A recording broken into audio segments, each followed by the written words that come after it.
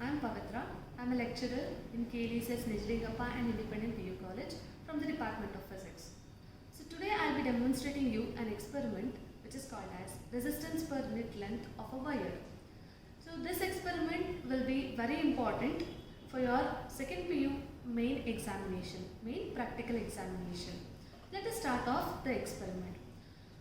So as the name suggests, resistance per unit length of a wire, we already know what is resistance mean. Resistance is nothing but it is the opposition offered for the flow of electric charges.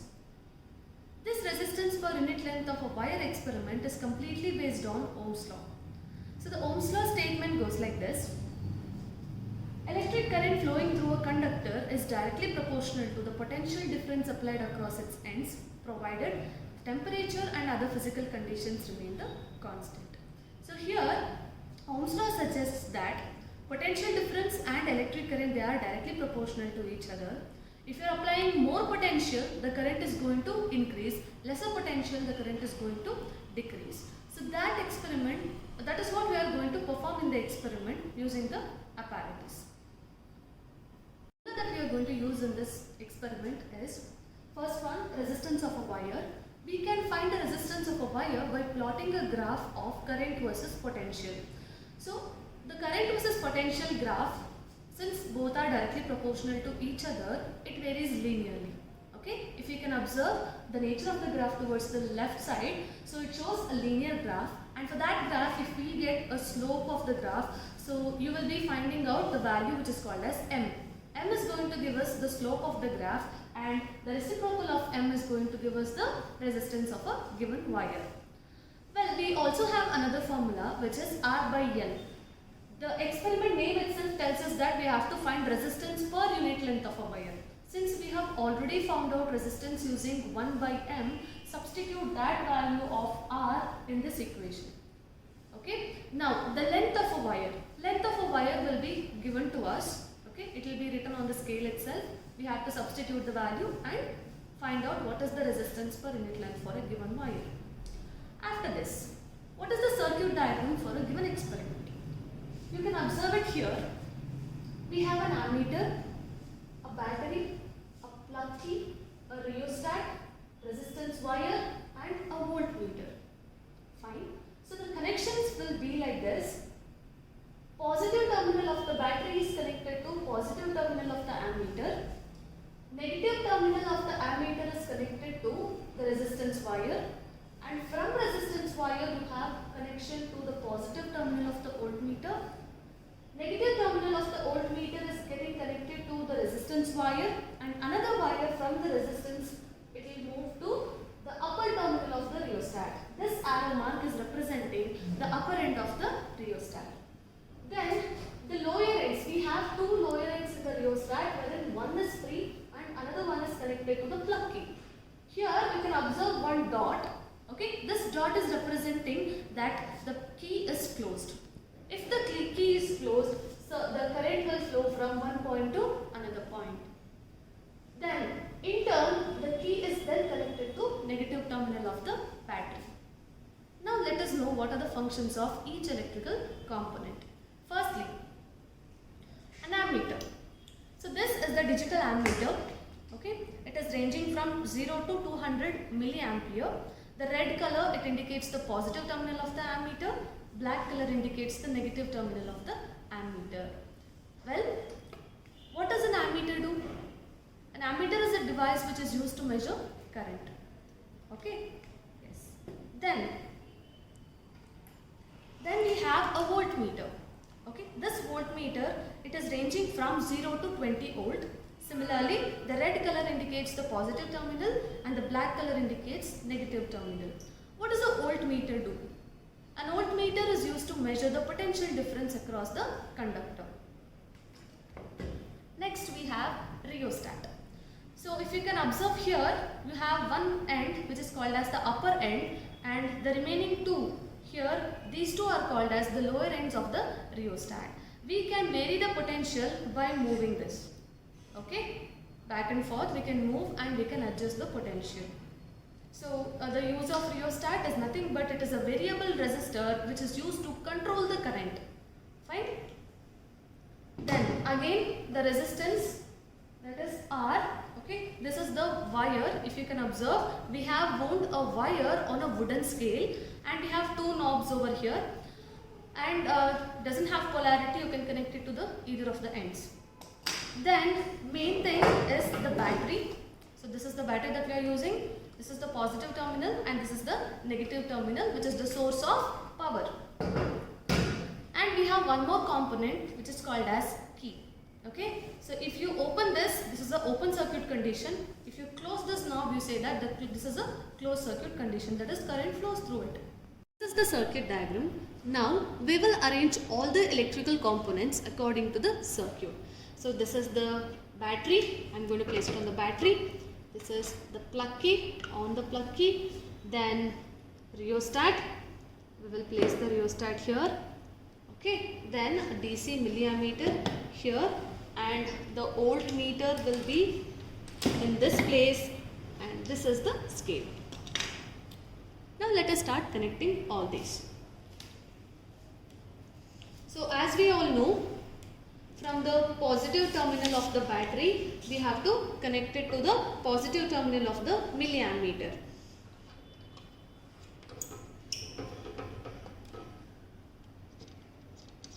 As I said, the red color indicates the positive terminal and the black color indicates negative terminal. Now, from the negative terminal of the milliammeter, one wire will go to the resistance wire. Okay.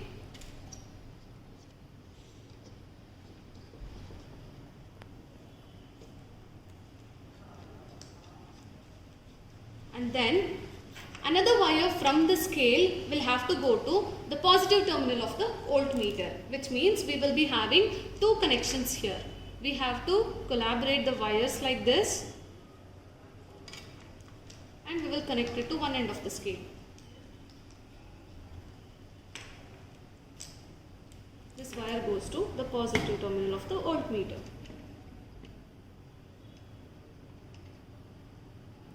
Next, from this point, okay, another point of the scale, we have to connect two wires.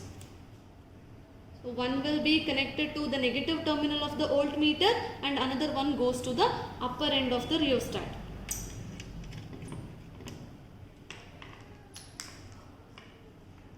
Or you can directly connect two wires from here, one to the scale and one to the upper end. Anyhow, it is up to your ease. Other end goes to the upper terminal. So you can either place it like this.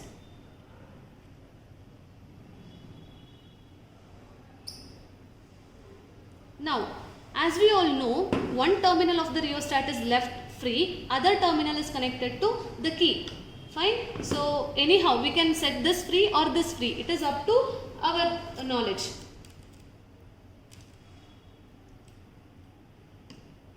I'll connect this one. That wire is connected to the plug key. And the remaining end of the plug key is connected to the negative terminal of the battery.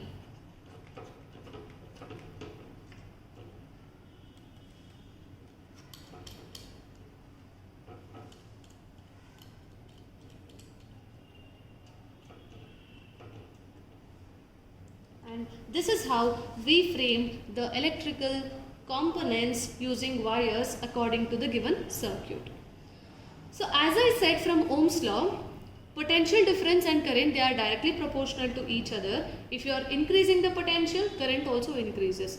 Now, to increase the potential, we are going to make use of rheostat. Let us switch on the apparatus now.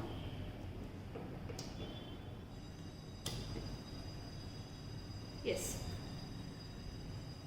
The DC voltmeter now reads 0.08 or 0.09. Now we are going to set the reading in the voltmeter by using rheostat.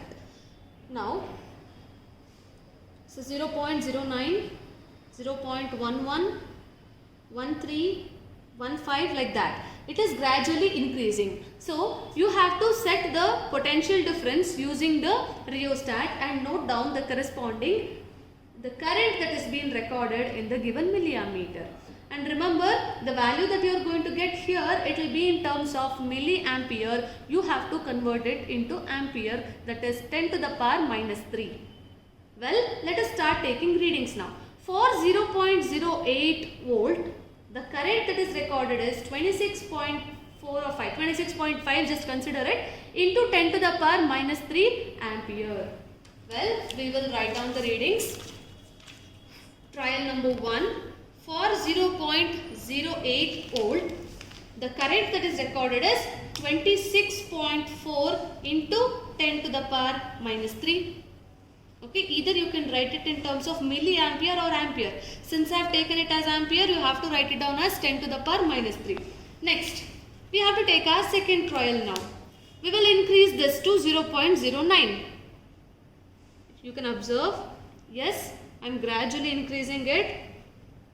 Now it is 0.09. Yes, it is 0.09 volt. For that, the current that is being recorded is 30.4 or 5. 30.5 you just consider, or the reading which sustains for a little bit longer period of time, you can take that. Now it is 30.5 milliampere. So it is 0.09 volt and the reading is 30.5 into 10 to the power minus 3. Next reading, third trial, we will set it for 0.10. Yes, now the voltmeter reads 0.10 volt and the current is 33.3. 33.3 into 10 to the power minus 3 ampere. Next, fourth reading, 0.11. Okay, we set it to 12. We will set back it for 0.11. For 0.11, it is 38.3. 0.11, it is 38.6 into 10 to the power minus 3. Next, last reading, 0.12. For 0.12, the reading is 41.9 or 42. 0.12, it is 42.0 into 10 to the power minus 3. Now we have recorded all the values. As soon as we record the values, we must remember to switch off the apparatus. Yes. Our next step is to plot the graph.